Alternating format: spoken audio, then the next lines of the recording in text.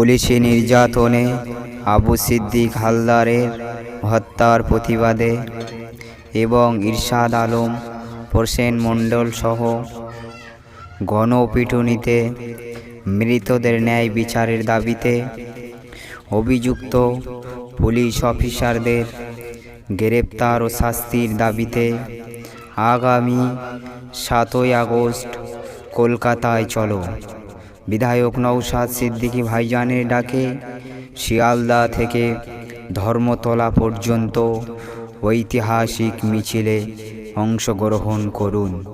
বন্ধুগণ, নিজের অধিকারকে পেতে বিধায়ক নওশাদ সিদ্দিকীর এই ডাকে সাড়া দিন।